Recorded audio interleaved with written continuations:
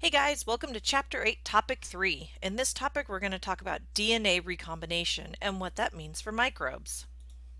This topic is important because this is how bacteria share genetic information, and this is how they can pass along traits such as drug resistance, which is a big problem in the hospitals. We also use this information for biotechnology applications, which we'll talk about in a few topics from now. So let's start off with what is DNA recombination. Recombination is when the DNA sequence of an organism is changed. There's natural recombination events in which one bacterium will donate DNA to another bacterium, and that'll get incorporated into their original genome, so it'll change the way that they behave, either through like a drug resistance or maybe a phenotypic change, things like that. Or even metabolic processes. One bacteria may be able to metabolize a sugar that they then pass to another bacteria.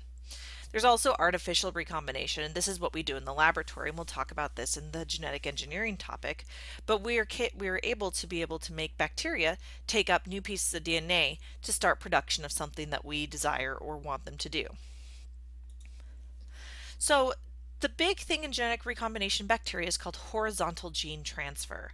So what is horizontal gene transfer? This means that we are transferring genetic information from one adult cell to another adult cell. This is in comparison to vertical gene transfer, which is what we see most often because we don't transfer genetic information between each other. But in horizontal gene information, we pass that from parent to offspring to offspring to offspring. And that's called a vertical gene transfer. So remember, horizontal gene transfer is when adult cells pass genetic information to each other. Now there's two ways that horizontal gene transfer will occur, either through a plasmid, which remember is a small circular piece of DNA, or fragments of chromosomes. So either one of those can be used to pass that information. Now, one important aspect about plasmids is that they contain their own origin of replication. This means that it doesn't have to be fully incorporated into the host cell's genome in order to be read. So plasmids have a little bit more of an advantage in that aspect. Now, there are three types of horizontal gene transfer we're going to talk about in this topic. We got conjugation, transformation, and transduction. And so let's take a look at each of these now. So first is conjugation. This is sometimes called bacteria sex because this is the only form of horizontal gene transfer where bacteria will actually touch each other, and they transfer genetic information via their sex pili or through a specialized channel depending on the cell type.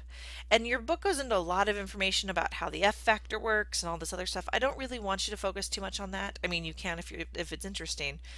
But the big important aspect of this is that it requires physical contact, it creates a bridge, and then the plasmid is then shared between bacteria. Okay, so that you can see an example of how this is happening here with the F plus and the F minus receptors. So look at this and let me know if you have any questions, but as I said, the big thing about this is that they touch and they share a plasmid. Then we have transformation. This is actually an activity you guys are going to do in the lab later this year.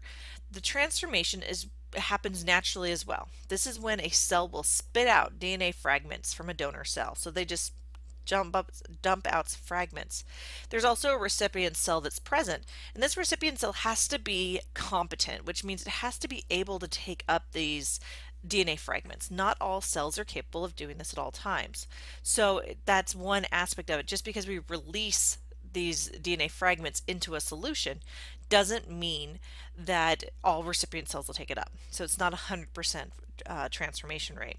So once the cell brings the DNA into the cell, it'll then use that to incorporate information into its own genome and use that to become a genetically transformed cell. So you can see some examples here. So remember, conjugation, they actually physically touch. Transformation, they don't. Conjugation, we use a plasmid. Transformation, we use DNA fragments. So just try to keep them straight. We have one more example of horizontal gene transfer, and this is through transduction, and this is biviral. So we got conjugation where they touch, transformation where they don't, transduction where we use viruses. Now the key aspect about this, we've already talked about viruses earlier this semester. What happens in this virus situation is that the DNA of the host cell gets mixed up with the viral DNA. And so what happens is when these new DNA or these new viral particles are made, there's defective virons made as well. And they're carrying the DNA of the host cell. So they have a little bit of the host cell with them, and they don't have the viral DNA, which means that they can't really infect DNA or infect cells the way they normally do. They go and they do travel to new cells and they do inject this DNA, which incorporates it into the cell, but it doesn't infect it and cause it to lyse, which is how this genetic information is then carried forward. So let's review these again. Conjugation, they touch, they share plasmid across a pili or a channel. Then we have transformation, where DNA fragments are taken up by the donor cell. And then we have transduction, where information is passed via defective bacteriophages. So make sure you understand those three components. As I said, I'm not too worried if you know the nitty-gritty details about how each of these are, but I want you to know the overarching ideas that are associated with each of these and be able to tell them apart. Now we have one more thing, and this is not horizontal gene transfer. It can become part of horizontal gene transfer, but it's not on its own.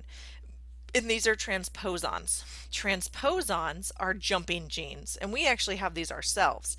These are genes within the genome that can move around. And what'll happen is it can jump inside a gene and cause that gene to turn off. It can jump out of a gene, causing a gene to turn on. It can cause a change in the way the gene is expressed. And so all these things can have an impact on how the bacteria works. And these, as I said, these transposons exist in almost all species that we know about. And there's still a lot of argument as to how these jumping genes have come about. But it's important to be aware that there is some recombination that can occur within the cell itself.